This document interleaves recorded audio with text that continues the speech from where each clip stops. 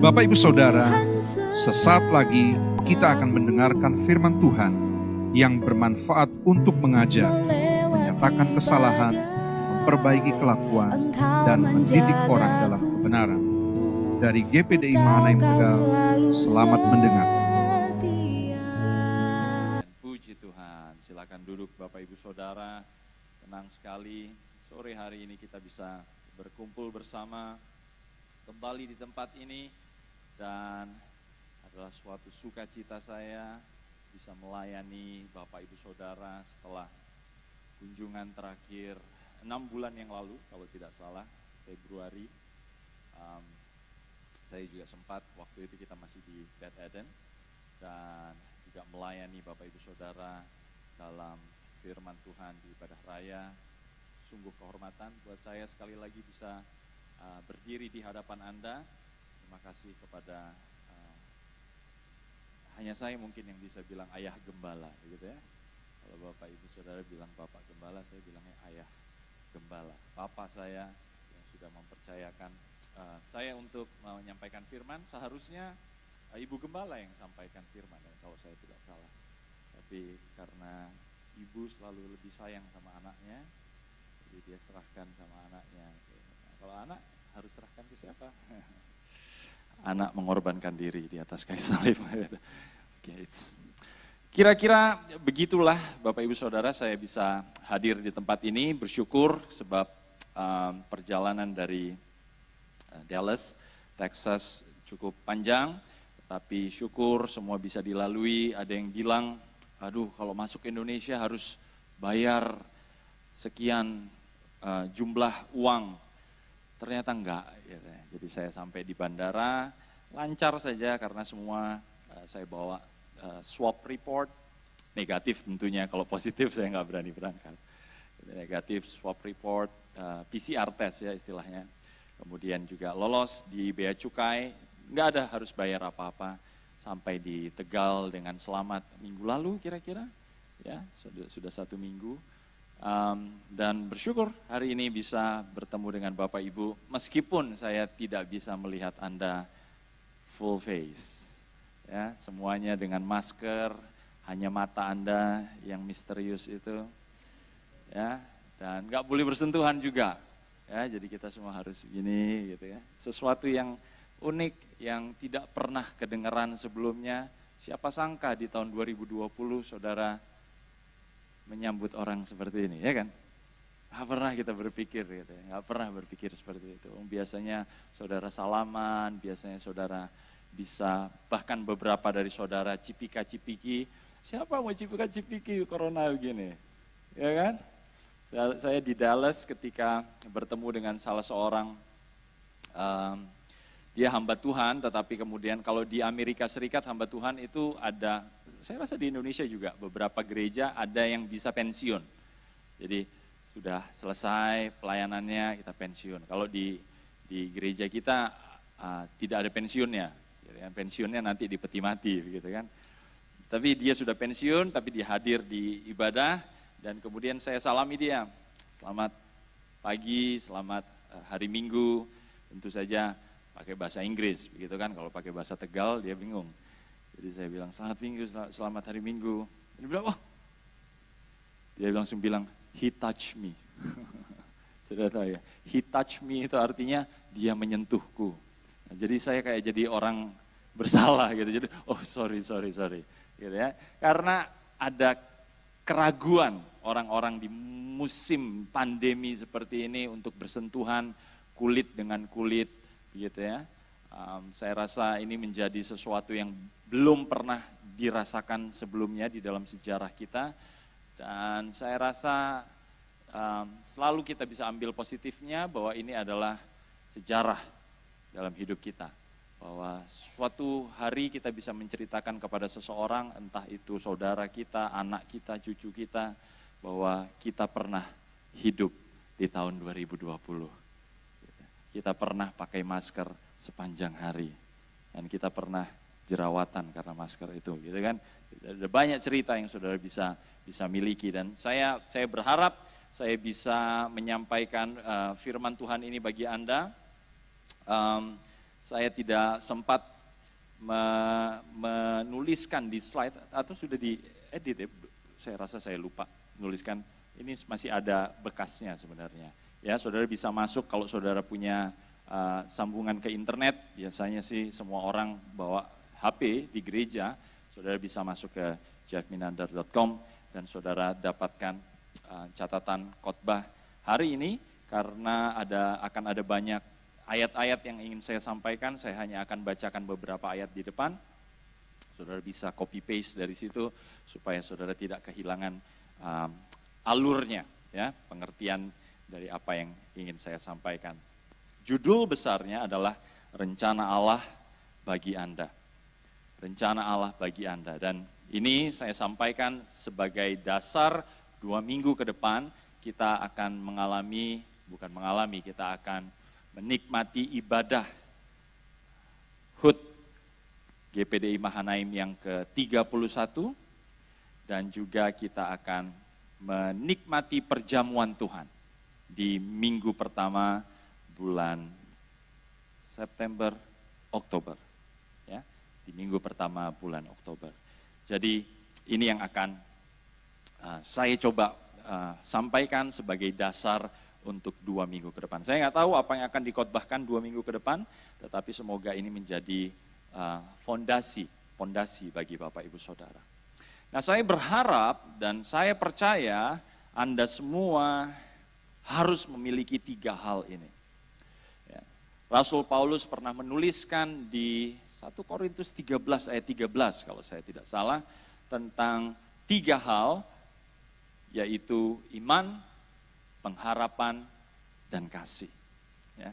Sangat mudah diingat, 1 Korintus 13 ayat yang ke-13 tentang iman, pengharapan, dan kasih. Iman bahwa Allah yang memegang dan memelihara hidup Anda. Saudara percaya bahwa tidak ada yang lebih berharga dari manusia di hadapan Allah. Semua yang diciptakan baik adanya, tetapi manusia itu punya nilai yang mulia di hadapan Allah. Karena itu Allah pasti memelihara Anda. Kalau Allah memelihara burung pipit yang seharga 2 duit, kesulitan di dalam Alkitab adalah untuk mengkonversi kan, 2 duit itu berapa kira-kira. Nah, saya nggak tahu apa Bapak Ibu Saudara di sini ada yang suka main di pasar burung sana, dekat stasiun itu, saya nggak tahu harganya burung pipit berapa di sana.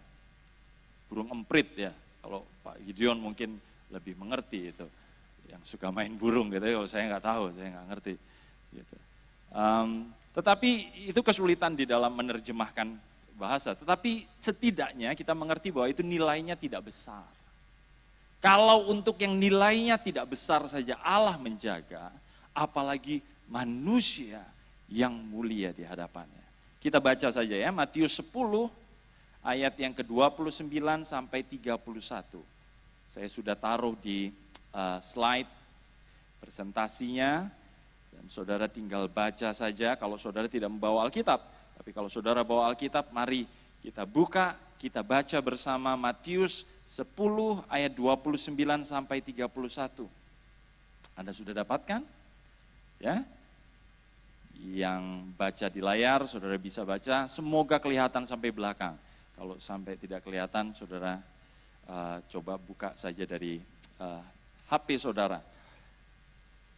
1, 2, 3.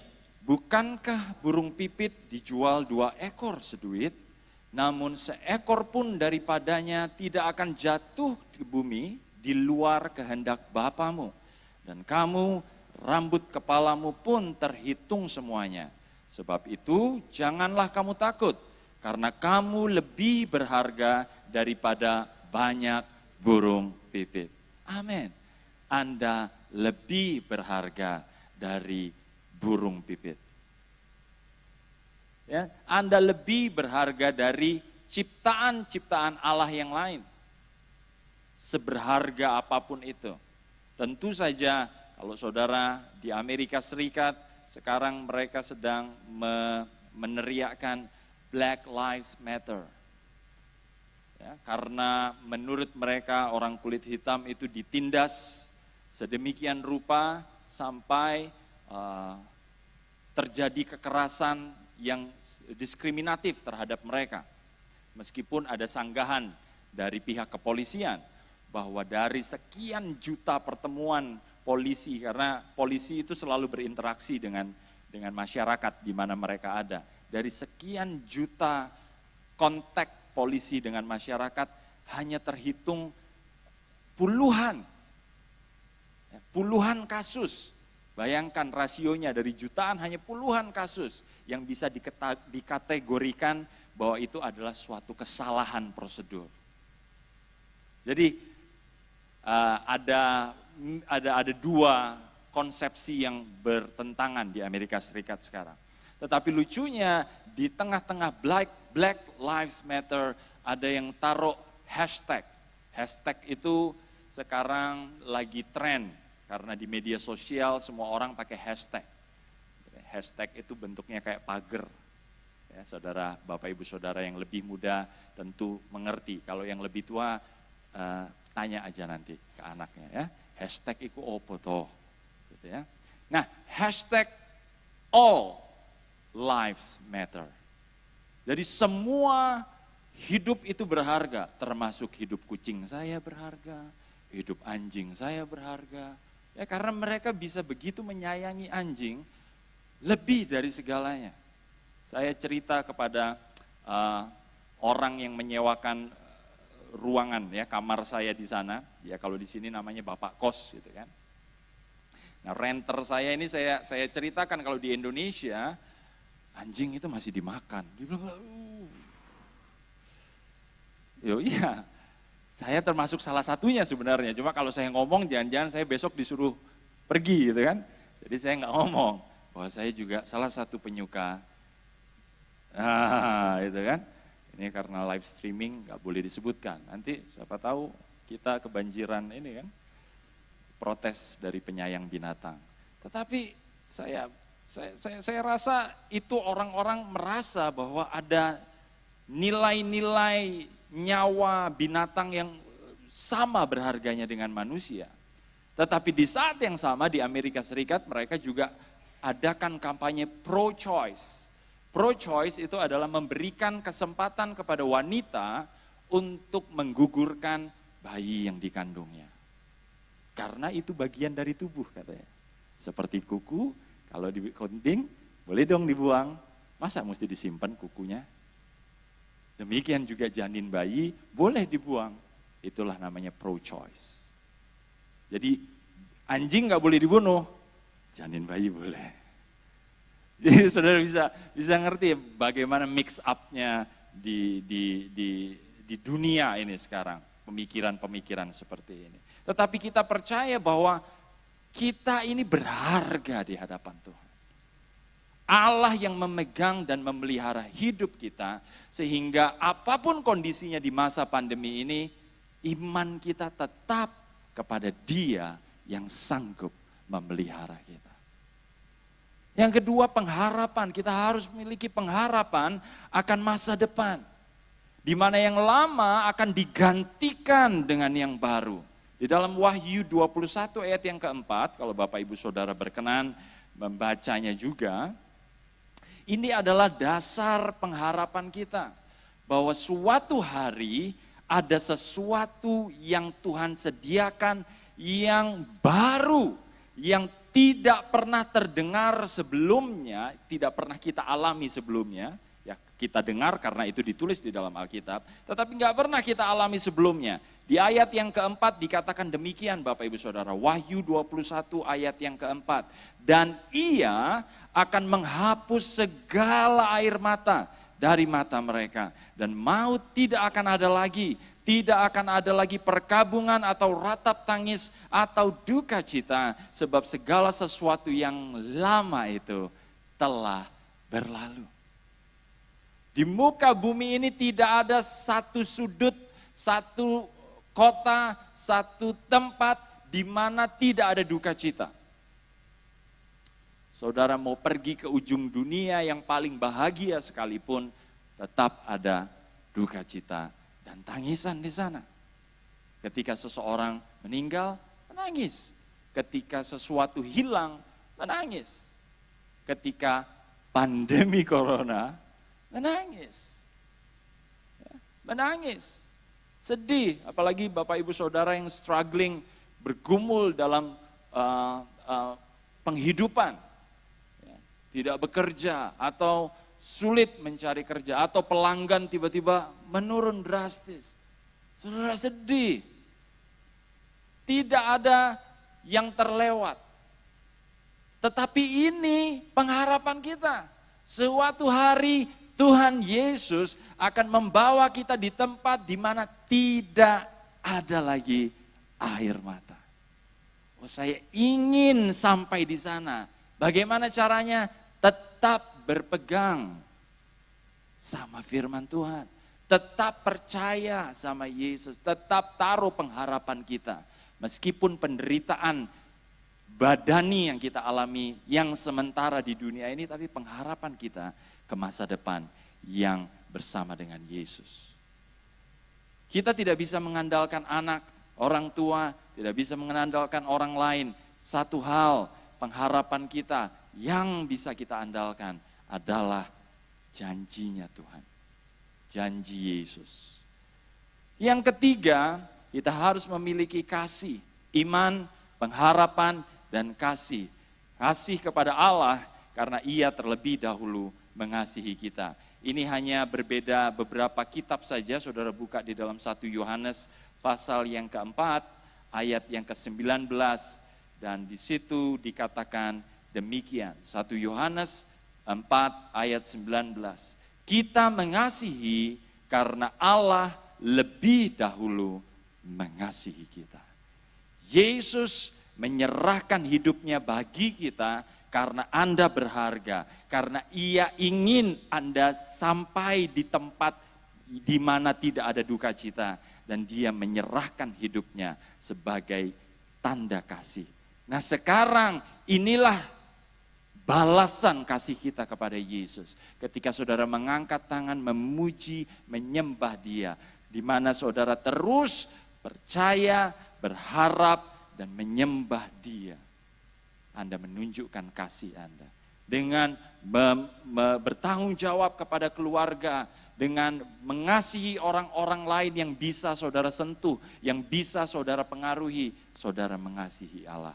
Dengan hadir di ibadah, saudara mengasihi Allah. Dengan belajar firman Tuhan, saudara mengasihi Allah. Iman, pengharapan, dan kasih yang menuntun Bapak Ibu Saudara lebih lagi mengenal Dia, mengenal firman Allah. Itu yang mendorong kita, itu yang menjadi motivasi kita di tengah pandemi ini. Saudara tidak takut bukan karena saudara anti corona. Ada yang beli kalung anti corona? Gak ada? Atau ada yang bawa minyak kayu putih mungkin? Semprot-semprot? Tetapi di tengah pandemi seperti ini, saudara tetap rindu karena saudara mengasihi Allah. Saudara datang berkumpul di tempat ini secara on-site gathering. Saudara berkumpul beribadah. Ada juga yang online, rekan-rekan yang live streaming. Anda juga mengasihi Allah ketika Anda beribadah meskipun lewat live streaming, lewat jaringan internet. Nah, selesai ibadah ini saya berharap Bapak Ibu Saudara semakin mengenal Dia, semakin mengenal rencana besar Allah dalam hidup Anda, baik secara umum, kita sebagai manusia, dan juga secara khusus, kita sebagai umat pilihan Allah. Ya, ada dua hal besar yang ingin saya sampaikan pada hari ini, karena kita akan mempersiapkan diri kita untuk ulang tahun gereja kita, dan perjamuan Tuhan di minggu pertama. Saya percaya Allah punya rencana besar dalam hidup manusia karena kita adalah ciptaan yang paling mulia. Di Kejadian 1 ayat 26, saudara bisa cek mengenai hal itu. Saya tidak akan baca semua ayat dan saudara bisa catat saja atau saudara kunjungi saja dan copy paste kalau saudara lebih suka seperti itu. Yang pertama kita akan bahas mengenai rencana Allah secara umum. Di bumi seperti di surga. Nah, saya menyampaikan hal ini, inspirasinya dari Tim McKee, PhD. Ya. Orang ini adalah seorang hamba Tuhan, dia profesor juga. Kalau di Amerika, gelar profesor itu disebutkan kepada mereka yang mengajar. Jadi tidak harus S3 atau doktor. Ya. Saya pernah dengar seorang yang gelarnya master disebut juga profesor. Kenapa? Karena dia mengajar. Kalau di Indonesia beda ya. Profesor itu hanya diberikan kepada mereka yang sudah bergelar S3 dan diangkat jadi guru besar. Selain itu nggak boleh. Jadi saudara nggak asal nyebut seseorang prof gitu. Ada kan ya yang jadi viral kalau saya nggak salah karena ada yang mengaku profesor menemukan obat anti corona gitu ya. Botol tanpa label. Tanpa pernah diuji juga. Profesor ya.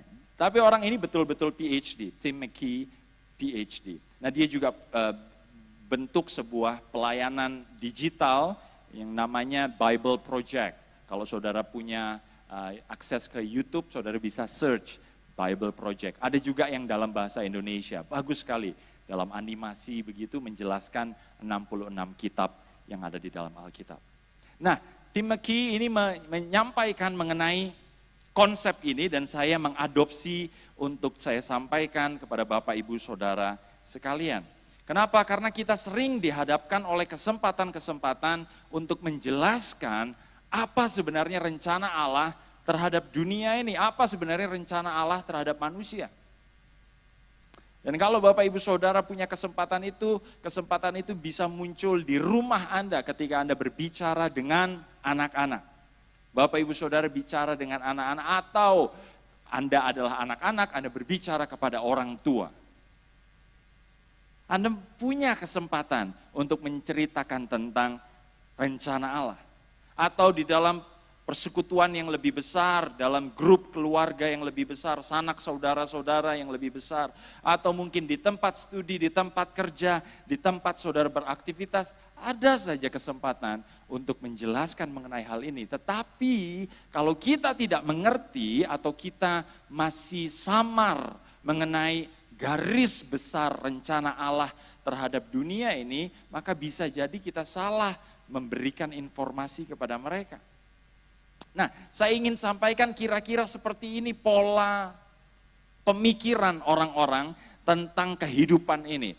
Di layar ada ininya, ada grafiknya, tetapi saya akan gambarkan juga kepada Bapak Ibu Saudara, setidaknya kira-kira seperti ini, bahwa Tuhan itu menciptakan manusia. Saudara yang beragama tentu mengerti mengenai hal ini. Semua agama percaya ini. Tuhan menciptakan manusia. Dan kemudian manusia harus hidup di atas muka bumi selama beberapa tahun.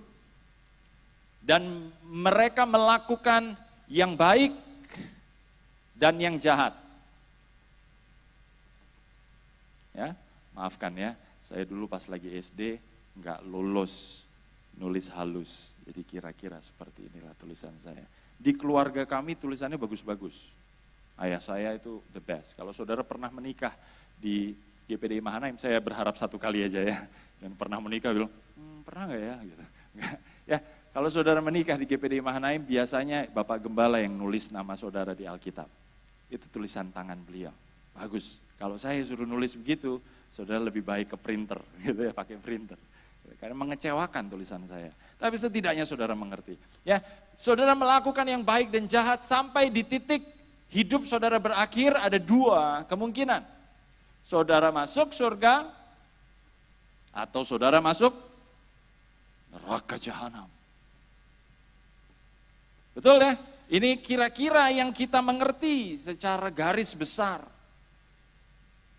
Tuhan menciptakan manusia, manusia harus menjalani kehidupan di muka bumi yang baik, yang jahat. Kalau baiknya banyak, masuk surga.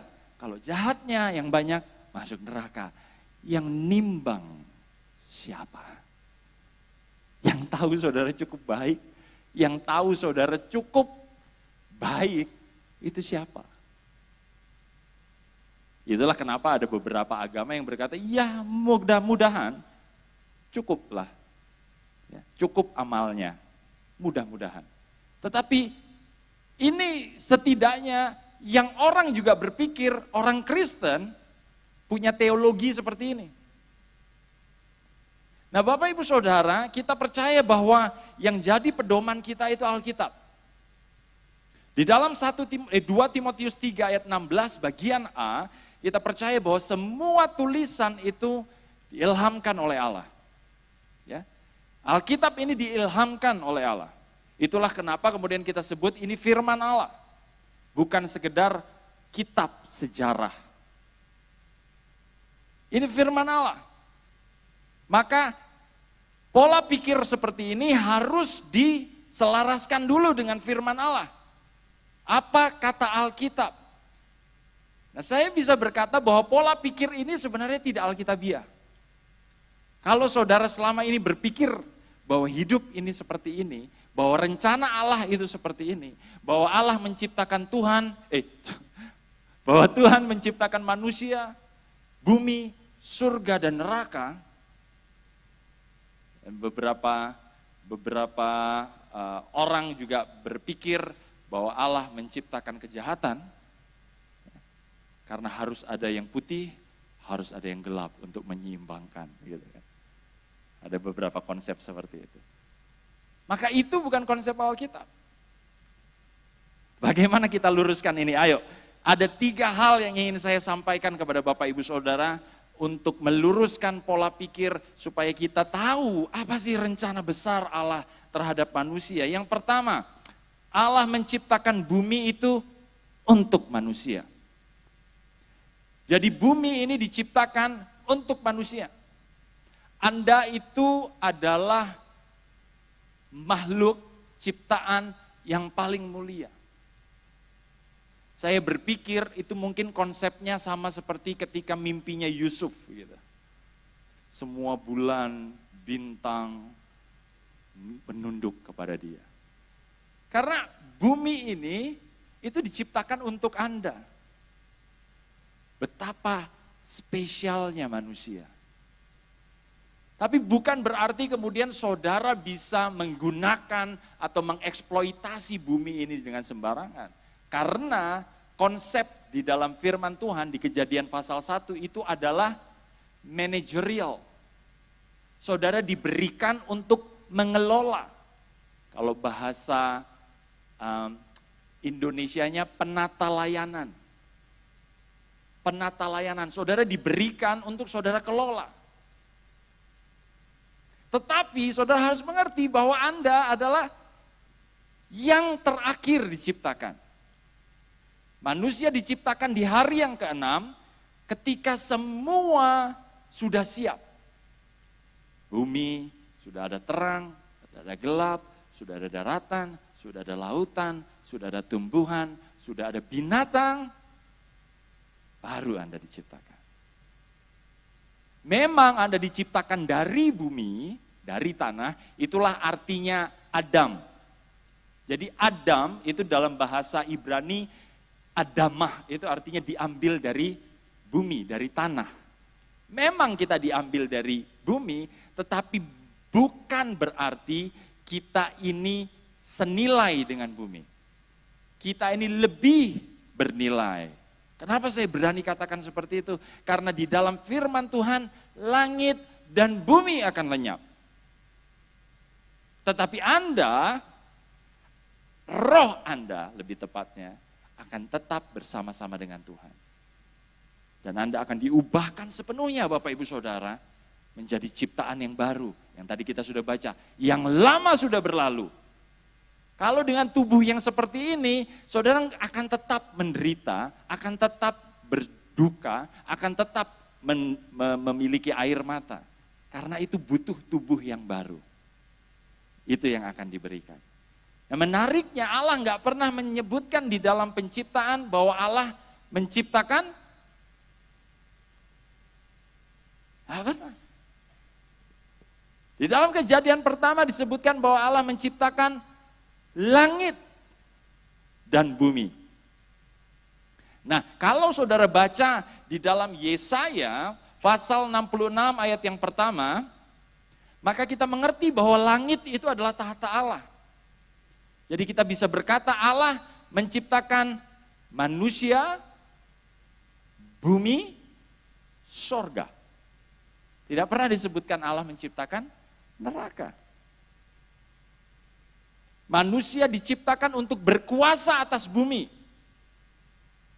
Yang tadi saya katakan bukan berarti mengeksploitasi, tetapi memelihara, tetapi memanage, mengelola. Jadi neraka kapan diciptakan? Kita masuk ke poin yang kedua. Allah menciptakan yang baik, iblis menipu manusia. Itulah kenapa kemudian iblis disebut bapa penipu. Karena di dalam dirinya penuh dengan tipu daya. Nah, segala sesuatu yang baik itu datang dari Allah. Jadi bukan yang jahat yang datang dari Allah. Kalau di dalam Yakobus 1 ayat yang ke-13, bahwa Allah itu tidak mencobai. Allah itu tidak mendatangkan kejahatan. Sehingga kejahatan itu timbul dari dalam manusia. Yesus berkata di dalam Matius 7 ayat 21 sampai 22, segala sesuatu yang jahat itu datangnya dari dalam hati. Ada tulisan juga di dalam Perjanjian Lama mengenai Raja Tirus. Nah, Raja Tirus ini di dalam firman Tuhan digambarkan sebagai maha malaikat yang jatuh. Nah, tentang hal ini saudara bisa datang ke websitenya GPDI mahanaim-tegal.org ya, untuk mengecek khotbah Bapak Gembala tentang maha malaikat. Saudara bisa cek. Di dalam Yehezkiel 28 ayat yang ke-15, iblis jatuh. Padahal sebelumnya dia malaikat. Sebelumnya dia suci, sebelumnya dia kudus, sebelumnya dia diberikan tempat yang baik. Tetapi muncul kecurangan. Dalam bahasa aslinya, kecurangan itu bisa berarti kejahatan, wickedness. Jadi datangnya dari dalam. Ketika muncul kejahatan itu, maka kemudian dia dilemparkan oleh Tuhan ke bumi. Saya nggak punya waktu untuk menjelaskan itulah kenapa bumi kacau balau pada Kejadian pasal yang pertama. Tetapi Allah merestorasinya dan kemudian menempatkan manusia di bumi yang sudah direstorasi. Tetapi iblis juga ada di situ. Di Kejadian pasal yang ketiga saudara temukan bahwa dia masuk dalam bentuk ular. Untuk berusaha meracuni manusia dengan yang jahat. Jadi yang jahat itu bukan datang dari Tuhan. Bukan Tuhan yang menciptakan yang jahat. Iblis berusaha menimbulkan yang jahat di dalam diri manusia dan dia berhasil. Manusia memberontak kepada Allah. Dia mengambil buah yang dilarang itu. Sampai di sini nerakanya di mana, Jeff? Masuk ke poin yang ketiga. Allah menginginkan persekutuan dengan manusia. Bapak Ibu Saudara, dari awalnya kalau saudara memperhatikan Alkitab, ini adalah tema yang berulang kali diangkat bahwa Tuhan selalu ingin bersama dengan manusia. Dalam Kejadian, kalau saudara baca Kejadian pasal yang ketiga, Allah itu ingin bersama-sama dengan manusia, dibuktikan di ayat yang ke-8, Kejadian pasal yang ketiga, Allah berjalan-jalan. Jadi ada komunikasi, ada interaksi dengan manusia di tempat yang sama. Nah, Bapak Ibu Saudara, yang kemudian memisahkan. Kenapa sih manusia ini akhirnya terpisah dari Allah? Ini pola pikir yang tidak alkitabiah, ya. Saudara sudah setuju dengan hal itu? Bukan setuju sih, saudara harus mengerti setidaknya. Ya, saudara boleh mengetes semua yang saya sampaikan ini karena semua ada ayatnya. Nah, saya akan kembali ke konsep yang pertama tadi bahwa Allah selalu ingin berada atau bersekutu dengan manusia. Mulai dari Kejadian sampai ke Wahyu. Saudara selalu cek bahwa Allah selalu ingin bersama-sama dengan manusia. Di Taman Eden, Israel, Tuhan ingin sama manusia. Ya. Ketika Yesus hadir di muka bumi, Tuhan ingin bersama dengan manusia. Dan bahkan ketika selesai semuanya, Tuhan ingin bersama dengan manusia. Kerinduannya itu seperti itu. Tetapi ada yang memisahkan. Apa itu? Yesaya pasal 59 ayat yang kedua. Pelanggaran kita, kejahatan kita, itu memisahkan Allah dari manusia. Kalau saudara lihat konteksnya sepertinya Allah marah. Memang betul, Allah marah di dalam Yesaya 59. Nabi Yesaya kemudian menyampaikan hal itu kepada Israel. Tetapi kalau saudara lihat dari kacamata Yohanes 14 ayat yang ketiga, ketika Yesus berkata, di mana aku berada, di situ kamu berada. Kita bisa melihat hatinya Tuhan. Hatinya Tuhan tuh pengen sama dengan manusia. Tapi manusia punya kejahatan, punya sesuatu yang membuat Tuhan tidak bisa bersekutu dengan manusia. Sehingga saya bisa melihat ini adalah sebuah kisah sedih yang romantis. Saudara sering nonton drama Korea? Jarang? Jarang lah ya, jarang. Karena saudara nontonnya YouTube channel GPDI Mahanaim. Ya. Di dalam drama Korea saudara selalu lihat ada kisah-kisah sedih tapi romantis. Mengasihi, tetapi saking mengasihinya dia rela melepaskan. Kira-kira seperti itu ya. Tetapi Allah, kalau saudara lihat, dia ingin bersekutu dengan manusia, tapi manusia selalu berbuat jahat. Nah Allah nggak bisa bersekutu dengan yang jahat. Karena dia tidak pernah menghasilkan yang jahat. Dia bukan kegelapan. Dia terang. Dia nggak bisa berkumpul dengan gelap. Nah itulah kemudian kenapa ada Yesus yang menjadi perantara yang menebus keseluruhan manusia yang berdosa, yang jahat itu. Jadi konsepnya seperti ini kira-kira Bapak Ibu Saudara ya. Bahwa Allah selalu ingin bahwa dunia ini dipenuhi oleh kemuliaan Allah. Surga dan bumi bersatu. Kalau saudara lihat di dalam kisah di Taman Eden, itu terjadi. Manusia ada, Tuhan ada di tempat yang sama. Kenapa? Karena belum ada kejahatan. Tidak ada kejahatan. Tetapi kemudian yang terjadi adalah kejahatan masuk. Sehingga ada dua hal yang tidak bisa disatukan. Surga dan bumi.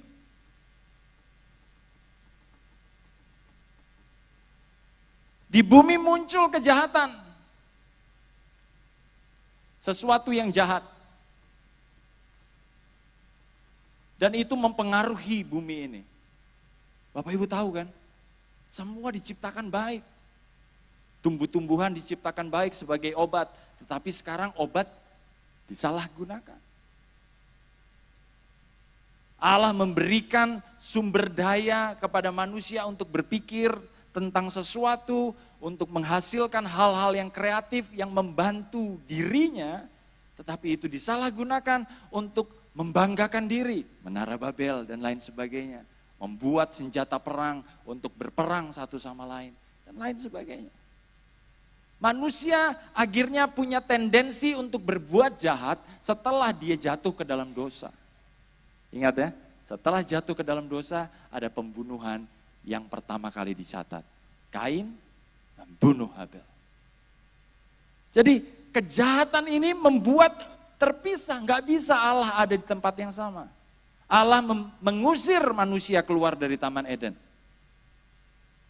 Tetapi ada satu kesempatan di mana surga dan bumi ini bisa kemudian bersaling silang. Kesempatan itu adalah ketika korban dipersembahkan. Ketika ada korban dinaikkan. Saudara bisa melihat itu kisahnya di kisah Nuh, ya ini kejadian ya. Di kisah Nuh, di Habel juga, kemudian saudara lihat di kisahnya Abraham, saudara lihat di kisah bangsa Israel, ya kalau di bangsa Israel ini berarti adalah tabernakel. Saudara tahu kemah itu ya, kemah tabernakel di mana ada mezbah yang dibangun untuk ada korban bakaran, atau di zaman Salomo kemudian ada bait Allah, di mana ada korban yang diberikan di situ. Maaf ya kalau saudara harus begini bacanya, karena nulisnya susah, saudara. Ya. Tapi saudara mengertilah. Disinilah kemudian saudara bisa melihat surga dan bumi bersaling silang, tetapi tidak seluruhnya. Kenapa? Karena masih ada kejahatan. Di tempat ini kejahatan kemudian ditebus oleh korban itu. Tapi korban itu harus terus menerus diberikan setiap kali. Itulah kenapa kemudian hadir Yesus. Yesus hadir dan kemudian dia menjadi penggenapan atas korban yang sempurna. Itulah kenapa Allah kita, Yesus yang kita kasih disebut anak domba Allah. Salib.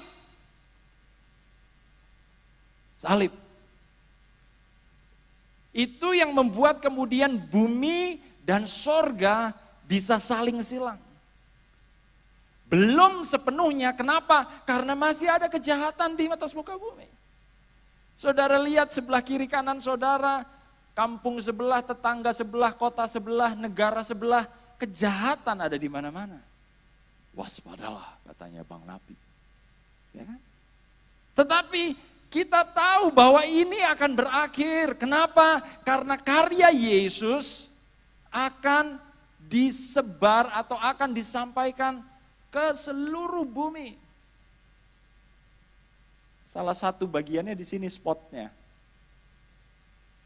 Kalau corona ada hotspot, di mana tingkat penyebarannya tinggi. Ada namanya zona kuning, merah, hitam. Nah, saya berharap nih Mahanaim ini hotspotnya dari karya penebusan Yesus untuk kota Tegal. Ada 250.000 orang di kota ini. Bukan berarti saya menyamakan berita Injil dengan virus corona gitu ya. Tetapi Anda harus bisa menjadi alat untuk kemudian berita Injil, kabar baik ini. Bukan kristenisasi, bukan.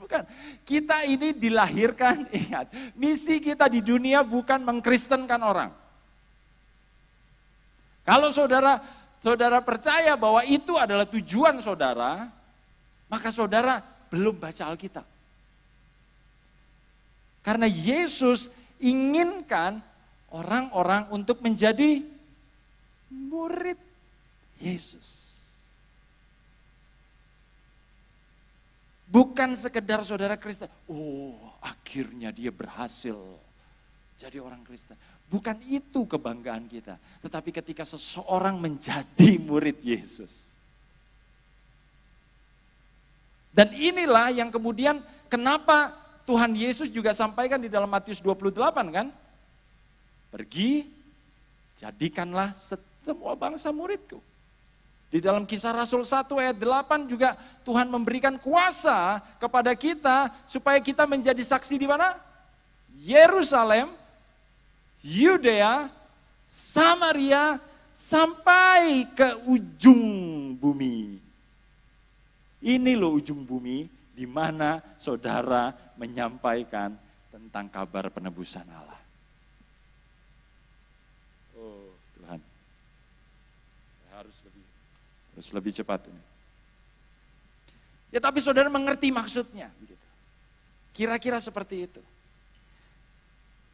Jadi sesudah kejatuhan manusia, bumi dan sorga yang terhubung kemudian terpisah. Tetapi kemudian ada saling silang ketika ada korban dinaikkan di tabernakel di bait Allah. Ya saudara bisa lihat itu di Keluaran 40 ayat 34, di 2 Tawarikh 7 ayat yang pertama. Saudara bisa cek di weblog. Inilah yang kemudian digenapi di dalam Yesus. Dia menjadi korban sekali untuk selamanya. Allah tidak bisa berkompromi dengan kejahatan. Seperti terang tidak mungkin bersatu dengan gelap. 1 Yohanes 1 ayat 5 sampai 6. Itulah mengapa kemudian mereka yang memilih untuk tetap tinggal di dalam gelap, yang memilih untuk tetap berbuat jahat, akhirnya harus dipisahkan. Kenapa? Karena konsep awalnya adalah Tuhan bersekutu dengan manusia. Di mana kamu berada, di situ aku berada. Dan ketika berita pendamaian Kristus itu sudah sampai ke ujung bumi, maka ini harus jadi penggenapannya.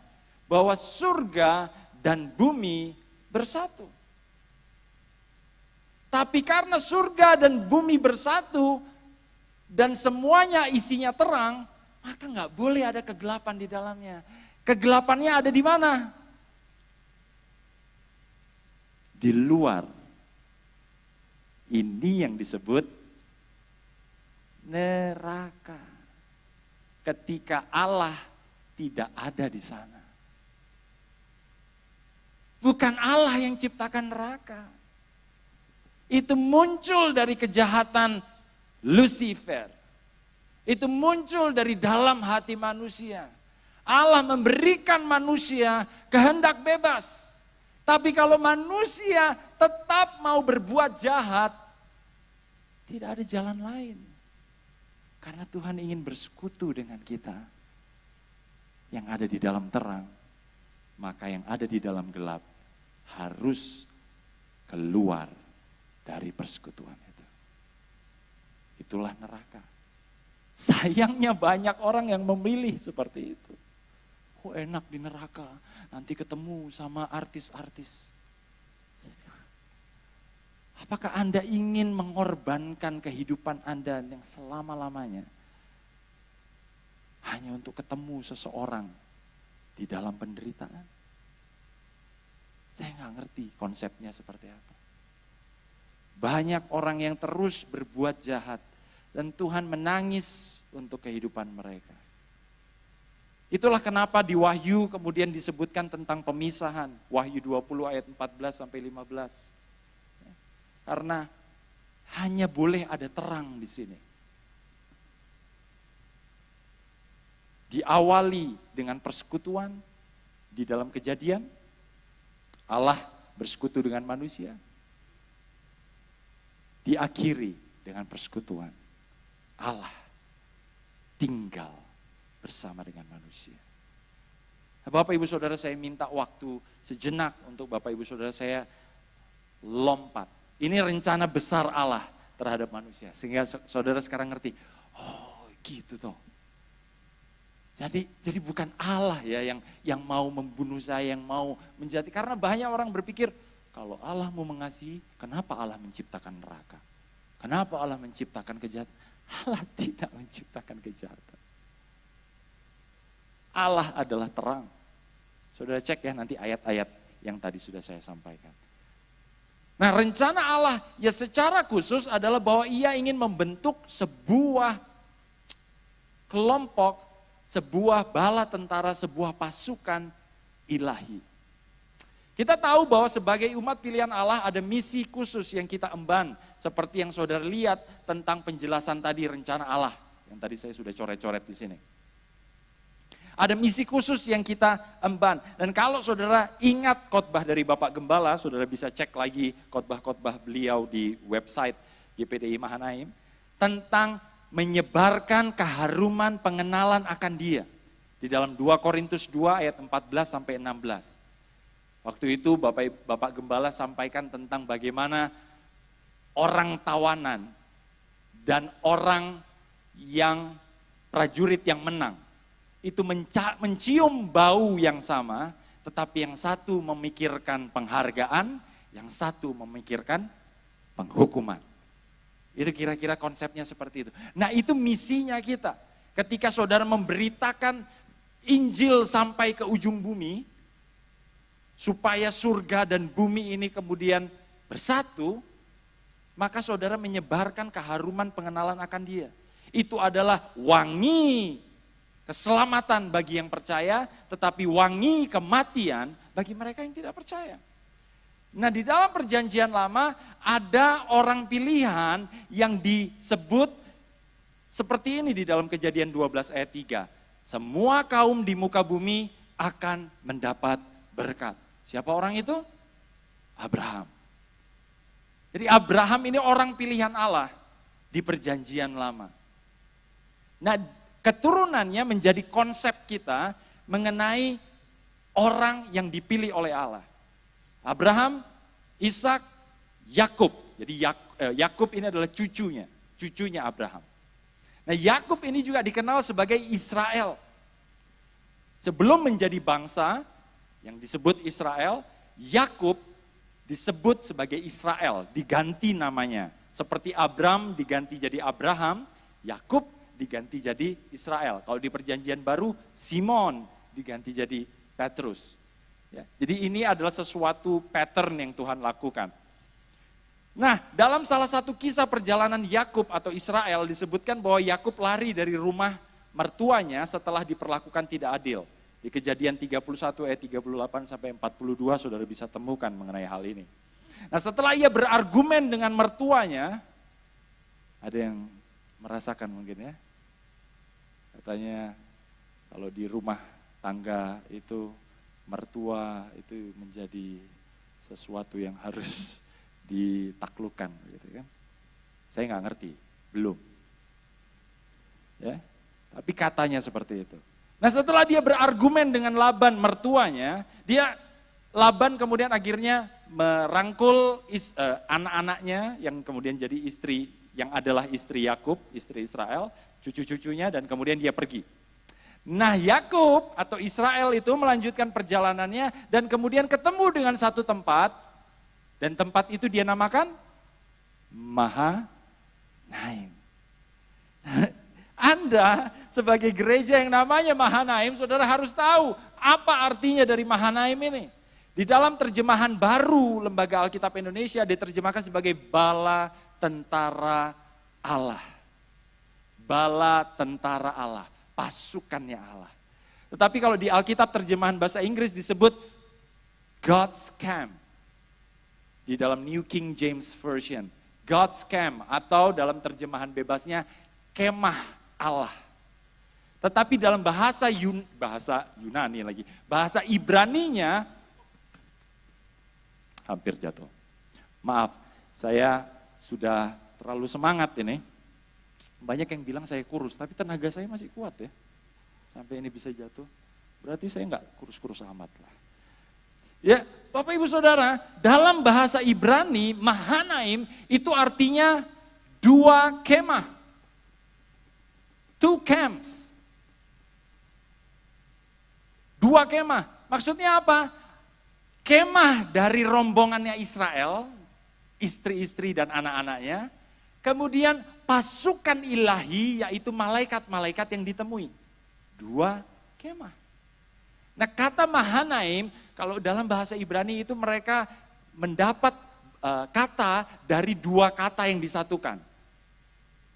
Nah kata Mahanaim itu dari kata Makaneh yang artinya tenda dan Senayim yang artinya Dua, saudara bisa dapatkan kata ini juga di ayat Kejadian 32 ayat yang ke-7. Ya, kata im itu untuk menunjukkan plural, jamak. Ya, dua kemah. Jadi Mahanaim secara sederhana saudara bisa artikan bala tentara Allah. Tetapi kalau saudara ingin mengerti arti aslinya, itu artinya dua kemah. Dari hal ini kita mengerti, kita bisa menyimpulkan bahwa kita tidak pernah sendirian.